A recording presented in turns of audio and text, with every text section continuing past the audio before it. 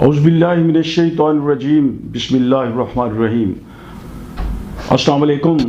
آج پھر میں ایک ایسے شخص کو خراج عقیدت پیش کرنے کے لیے آپ کے سامنے موجود ہوں، جس نے اپنی زندگی کو مثالی بنانے کے لیے اور پھر زندگی کو مثالی بنایا تو موت بھی اللہ تعالیٰ نے مثالی دی، شہید کی موت جو مثال بن جاتی ہے، اور جس کی خواہش کرتے ہیں مومن، شہید کی جو موت ہے وہ قوم کی حیات ہے۔ وہ شعر یاد آ رہا ہے کہ موت بھی آئے مثالی تو مزہ آ جائے، زندگی ہم نے گزاری ہے مثالی کتنی۔ تو گزارش یہ ہے کہ عالم صحافت یعنی علم والا، عالم دین ہوتا ہے، عالم صحافت جو ہوتا ہے، صحافت ایک ایسا شعبہ ہے جس میں وہ صحافی جو ہے، وہ کامل صحافی جو ہے، جو اہل علم سے تعلق رکھتا ہے، وہ دوسرے علوم پر بھی دسترس رکھتا ہے۔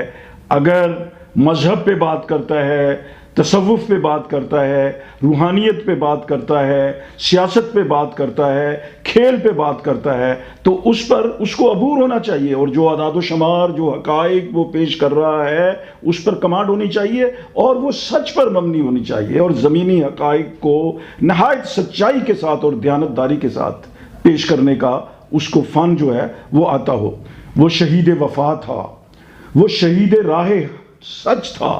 میری مراد شہید ارشد شریف سے ہے، اللہ کریم اس کے درجات بلند فرمائے۔ ایک اعلیٰ تعلیم یافتہ صحافی جس نے ملک کی یونیورسٹیوں کے علاوہ باہر کی یونیورسٹیوں سے صحافت کی ڈگریاں حاصل کیں، اور پھر ملک کے بڑے بڑے جو میڈیا ہاؤسز ہیں ان میں ان کا ایک وسیع تجربہ تھا۔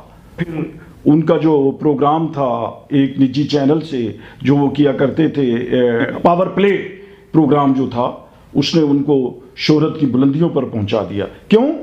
کہ وہ سچ اور حق پر مبنی سٹوری وہ نکال کے لاتا تھا۔ تو پرائیڈ آف پرفارمنس اور آگہی ایوارڈ جو صحافت کا ہے وہ، اور دوسرے بے شمار اعزازات حاصل کرنے والا یہ شخص بس 49 سال کی عمر میں اپنے خالق و مالک کے حضور پیش ہو گیا۔ 20 فروری 1973 کو کراچی میں جنم لینے والا صحافت کی دنیا میں ہمیشہ زندہ رہے گا، اس لیے کہ میں اسے شہید صحافت کہتا ہوں۔ اب بہت کچھ آ چکا، اور اس نے اب وہ ایک عوامی صحافی کے طور پر ابھرا ہے۔ اس کے غم میں کون شامل نہیں؟ میں نے مزدوروں کو دکھ بھری آواز میں اس کی موت پر اظہار تعزیت کرتے دیکھا۔ میں نے بجری جو سڑکوں پہ کوٹتے ہیں وہ مزدور، میں نے ان کو دیکھا، اور میں نے میرے ایک دوست کا وہ گھر بن رہا تھا تو وہاں میں نے دیکھا وہ باتیں کر رہے تھے، کہتے یار اس یہ کتنا سچا، خوبصورت، پیارا انسان تھا، ہمارے ملک کا سرمایہ تھا وہ۔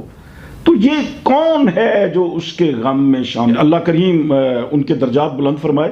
لیکن میرے کہنے کا یہ مطلب ہے کہ کچھ ایسے قوانین بنا دیے جائیں، کچھ ایسے اصول و ضوابط وضع کر دیے جائیں کہ آئندہ اس نوعیت کے واقعات اس ملک میں رونما نہ ہو، چاہے وہ عالم ہوں، چاہے وہ صحافی ہوں، چاہے وہ وکلاء ہوں، چاہے وہ طبقات جو اس قوم کو، اس ملک کو اور دنیا کو علم کی روشنی بانٹتے ہیں، ان کے تحفظ کا جو ہے نا وہ کم از کم جو ہے وہ اس کو انشور کیا جائے آئندہ کے لیے۔ اس طرح کے واقعات جو ہے، چونکہ قوم جو ہے نا وہ پہلے ہی بہت دکھ سہ چکی ہے، اس لیے اور متحمل نہیں ہے کہ اس کو دکھوں کی کالی چادر جو ہے وہ اس کو دیکھنا پڑے۔ قوم کو خوشخبریوں کی ضرورت ہے، خوشحالیوں کی ضرورت ہے، قوم کو آسانیوں کی ضرورت ہے۔ اللہ کریم اس ملک کو، اس ملک کے لوگوں کو، عساکر پاکستان کو، عساکر اسلامی کو اپنے حفظ و امان میں رکھے، اور ان کو کامیابیوں سے ہمکنار فرمائے۔ آخر میں جو میں نے ابھی کچھ دیر پہلے جو خراج عقیدت پیش کیا ہے مرحوم ارشد شریف کو، وہ آپ کی خدمت میں پیش کر کے اجازت چاہوں گا۔ وطن کی مٹی گواہی دے گی، وطن کی مٹی گواہی دے گی، شہید راہ وفا تھا ارشد، شہید راہ وفا تھا ارشد، چنا تھا سچ ہی کا رستہ اس نے، چنا تھا سچ ہی کا رستہ اس نے، اسی پہ قائم رہا تھا ارشد۔